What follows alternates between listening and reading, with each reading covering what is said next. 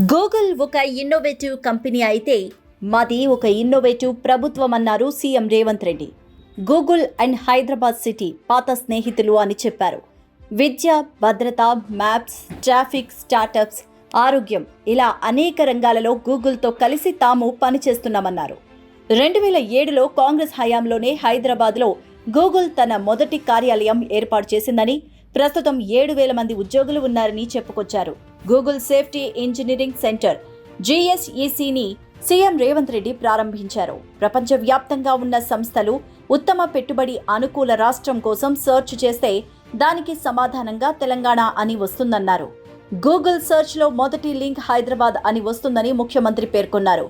దీన్ని తాము తెలంగాణ రైజింగ్ అని పిలుస్తామని, 2035 నాటికి తెలంగాణను $1 ట్రిలియన్ ఆర్థిక వ్యవస్థగా అభివృద్ధి చేయాలని అనుకుంటున్నామని చెప్పారు. గూగుల్ ప్రారంభించినప్పటి నుంచి ప్రపంచం మారిపోయిందని, మన జీవితాలు పూర్తిగా డిజిటల్ మయమయ్యాయని సీఎం చెప్పారు. డిజిటల్ రంగం సురక్షితంగా ఉంటేనే మనం మరింతగా అభివృద్ధి చెందుతామన్నారు. గోప్యత, భద్రత గురించి ఆందోళన చెందుతున్నామని, అధునాతన సైబర్ సెక్యూరిటీస్, భద్రతా పరిష్కారాల కోసం గూగుల్ సైబర్ సెక్యూరిటీ హబ్ను ఏర్పాటు చేయడం బాగుందన్నారు. ఇది నైపుణ్యాభివృద్ధి, ఉపాధి కల్పనతో పాటు దేశ సైబర్ భద్రతా సామర్థ్యాన్ని పెంచుతుందని చెప్పారు సీఎం రేవంత్ రెడ్డి. చెడు చేయవద్దనే గూగుల్ సంస్థ సిద్ధాంతాన్ని తాను ఇష్టపడుతున్నానని, తమ ప్రభుత్వం కూడా మంచిని మాత్రమే చేస్తుందన్నారు. 1 కోటి మంది మహిళలను కోటీశ్వర్లను చేస్తామన్నారు. గూగుల్ ఆఫీస్ పక్కనే 2.5 ఎకరాల్లో స్వయం సహాయక సంఘాల మహిళల కోసం స్టాల్స్ ఏర్పాటు చేశామన్నారు.